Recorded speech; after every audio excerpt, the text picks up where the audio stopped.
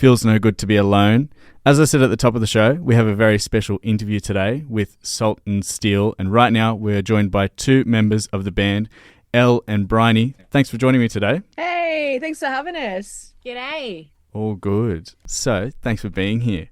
When we were off air sorting some things out, and a little while ago, I was shocked to hear that you're in a spot without any phone reception. So, could you please tell the listeners, just give us a picture of where exactly you are today? Yeah, we're a couple of hours south of Cooktown. A couple of hours north of Cairns, so we're way up far north Queensland, and we're just in a beautiful campground with a stream running through and beautiful horses and mountains in the background. So we're doing all right. Yeah, it's kind of like a postcard, really. That sounds lovely. Now, I wanted to start off by just getting into a bit of how the band started. I read last night that you guys actually formed after the van broke down in New Zealand and you had to busk for a while. Is that true? Yeah, so Ellie and I are a couple. So we were traveling together, and Bryony, I'd always played a bit of guitar. Ellie had always wanted to play drums, but had never, I guess, had the chance. Yeah. But yeah, it was really good motivation when we were over in New Zealand, traveling around in a little station wagon, and yeah, Just broke down, and it was back in the day before you could just quickly whip out your phone and your bank app and do a quick transfer. We had to wait a few days for some money to come through, so we just just started busking to get us through the few days to eat and get accommodation.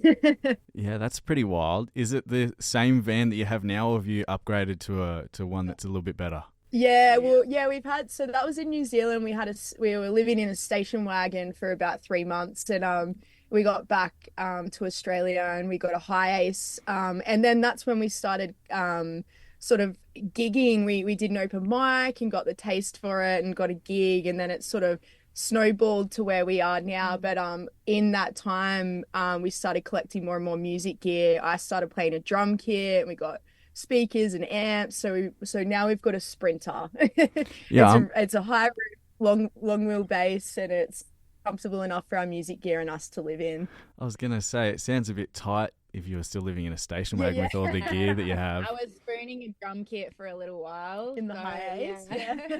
Sounds nice and cozy and comfortable. So I'm interested that you started off busking, and I assume, like you said, you were probably starting off with just some acoustic instruments, maybe a drum box or something like that. But now you're releasing this like pretty heavy modern rock stuff. How did that kind of come about for you guys? Yeah, I think we've both always loved, heavier rock music, but we also really appreciate folk and bluegrassy music. And I think living the lifestyle of the van in the beginning, that was most accessible to us. But I think now, after upgrading, we've got some pretty great solar power and stuff going, so I can get all my pedals out and power my amps. And I guess it was a learning thing too. Like we had no idea what we were doing in the beginning, and we had no idea probably even how to turn on a speaker and things like that. yeah. So over time we just learned all these things, and now we've got like just all this technology to help us as a duo and create this like really big sound for just the two of us, and that's been Yeah. a huge learning thing that we've always working on. Yeah, it does sound like a really massive sound that certainly, I mean, from listening back to your older music, it certainly developed, I suppose, as you've grown as musicians. Looking more at the creative side now, I assume this is an area that's also grown a lot, but I assume is kind of generated by the places that you stay in the van. I wanted to know what kind of the inspiration behind the music that you release is. Sure.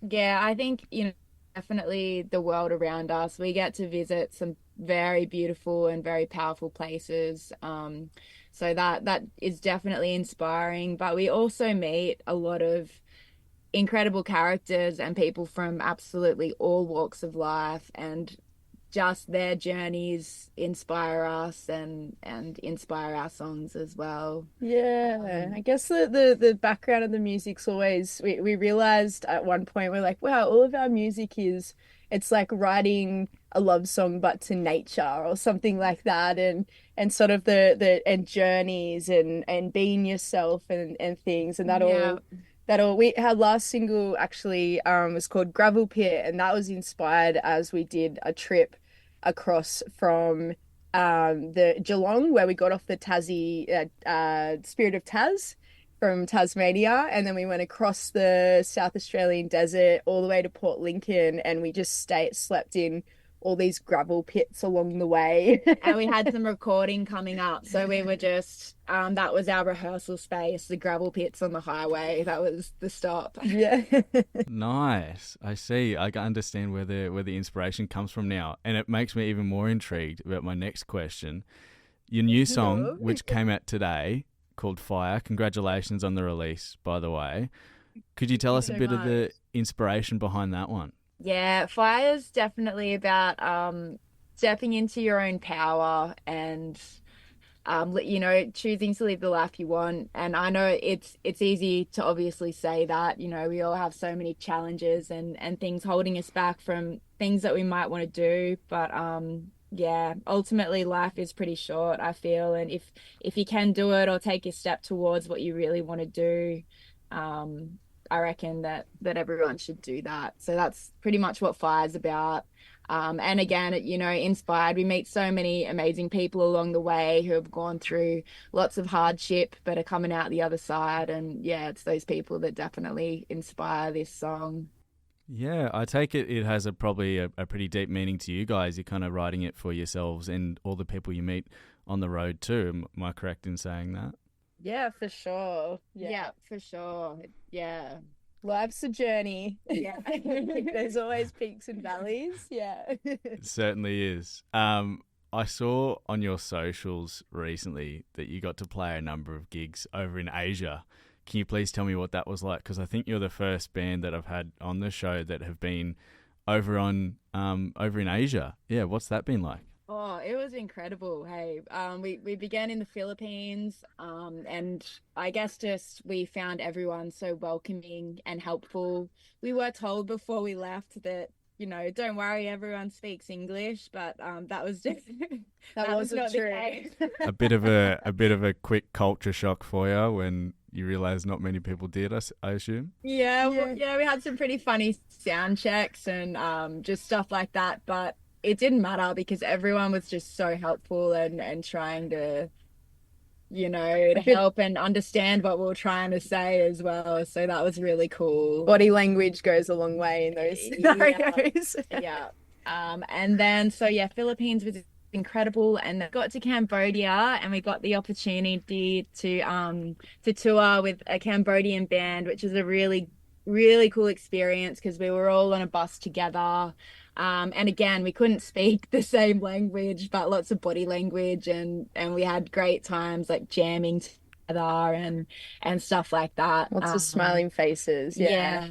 Cambodia is a sort of a wild place. It's obviously like a third world country, and that you know it is that one was a culture shock. I'd been there before, but it's sort of, you know, you hear a lot of stories about the life of like the Cambodian people and, you know, what they've been through, and that was pretty incredible, like, and just it's inspiring to see these the band that we toured with is called Cambodian Space Project, and they toured Australia last year as well, and it's just incredible to hear their stories and how they're like just creating music and just doing their thing and rocking out. It's great. Yeah, just moving on, and yeah, it's great. Yeah, it sounds like you guys had a great time and it was a really awesome experience over there in Asia. You've been releasing a few songs recently, so I think this is your third single within the last 12 months. Is there any clue for any bigger releases coming up, or are you going to stick with the singles for the moment? We you know, along the way, one, you know, things that we have learnt to do is, I guess, record and track a lot of stuff ourselves. And I think that's kind of the next step for us. We've really been loving just having the freedom of creating together in our own time and recording that. So yeah, I mean, we've been talking about an album for a very long time, but it seems very accessible at the moment with the songs that we've been making and stuff like that. All so good. I want to say thanks for joining me today. I think it's about time for us to listen to the new single. Thanks for jumping on the show. Thanks so much for having us. Thank you.